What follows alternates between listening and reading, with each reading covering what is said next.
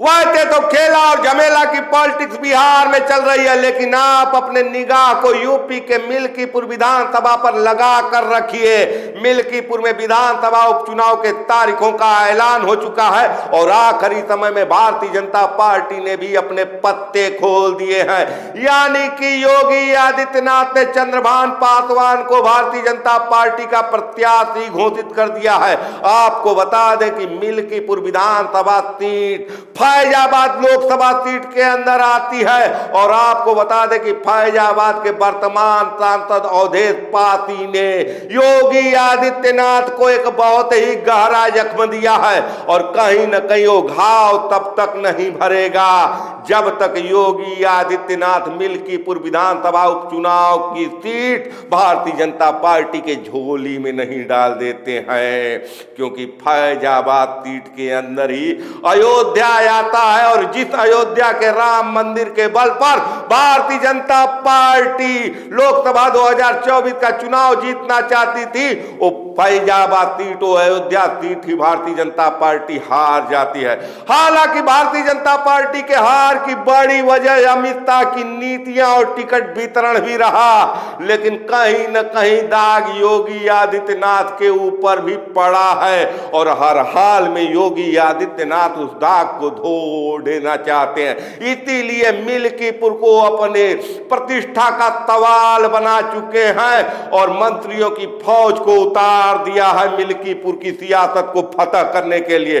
बावजूद इसके योगी आदित्यनाथ की राह उतनी आसान नहीं दिखाई पड़ रही है मिल्कीपुर में, जितनी आसानी से योगी आदित्यनाथ ने 9 सीटों पर हुए विधानसभा उपचुनाव को जीतने में लगा दी, क्योंकि मिल्कीपुर का जातिगत समीकरण भारतीय जनता पार्टी के खिलाफ है और अवधेश पासी वहां के लोकल हीरो हैं और कहीं न कहीं इसका फायदा उनके बेटे अजीत पासी को मिलता हुआ दिख रहा। ऐसी स्थिति में अखिलेश यादव के पीडीए की काट योगी आदित्यनाथ ने पीडीए से ही कर दिया है।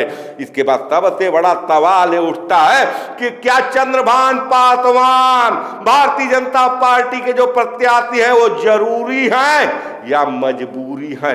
कहीं न कहीं पासी बनाम पासी लड़ाई की जो जमीन तैयार किया गया है वो योगी आदित्यनाथ की मजबूरी भी हो सकता है, क्योंकि कहीं न कहीं देश के गृह मंत्री अमित शाह ने संसद भवन में बाबा साहब भीमराव अंबेडकर पर अमर्यादित टिप्पणी कर दलितों के अंदर नाराजगी पैदा कर दिया है और भारतीय जनता पार्टी को बैकफुट में डाल दिया है। और उसके बाद यूपी एनडीए में कपार फरौवल भी एक बड़ी वजह रही है कि योगी आदित्यनाथ के माथे पर बल पड़ने लगा।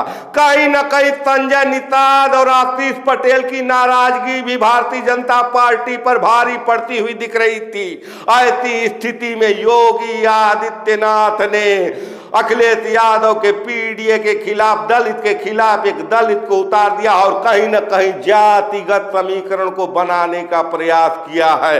बावजूद इसके अभी भी उतना राह आसान नहीं है, क्योंकि अगर भारतीय जनता पार्टी के सियासत की बात कर ले तो वहां 55,000 ब्राह्मण और 25,000 राजपूत मिलकर जो 80,000 का आंकड़ा बनाते हैं उसके काट के रूप में वहां 30,000 मुसलमान और 60,000 यादव है। कहीं न कहीं समाजवादी पार्टी को बढ़त मिलती हुई दिख रही है। उसके बाद ओबीसी में आधे आधे का बंटवारा होना है, चाहे वो पाल हो, चाहे चौरसिया हो, चाहे मौर्य हो, चाहे कोरी हो। और इसके बाद एक अलग वोट बैंक है दलितों का, जिसमें 55,000 पासी समुदाय से आते हैं तो 60,000 अन्य दलित आते हैं। कहीं न कहीं दलितों को साधने की और पासियों में बंटवारा करने की रणनीति रही है योगी आदित्यनाथ की, और इसी वजह से चंद्रभान पासवान भारतीय जनता पार्टी के लिए जरूरी हो या ना हो, मजबूरी जरूर बन गए हैं। इसके बाद भी सवाल ये उठता है कि क्या योगी आदित्यनाथ अखिलेश यादव के पीडीओ को मिल्कीपुर में मात दे पाएंगे, क्योंकि अखिलेश यादव भी तैयार है योगी आदित्यनाथ की काट के लिए। कहीं न कहीं मिल्कीपुर में योगी आदित्यनाथ के हिंदुत्व के लहर को दबा देना चाहते हैं अखिलेश यादव। और शायद यही वजह है कि आज भी उनका भरोसा अवधेश पासी के ऊपर बना हुआ है और उनके पास बैलेंसिंग वोट की क्षमता है। ऐसे में मिल्कीपुर की सियासत में जो रण होने वाला है उसका जब परिणाम आएगा वो कहीं न कहीं 2027 के लिए बूस्टर का काम करेगा।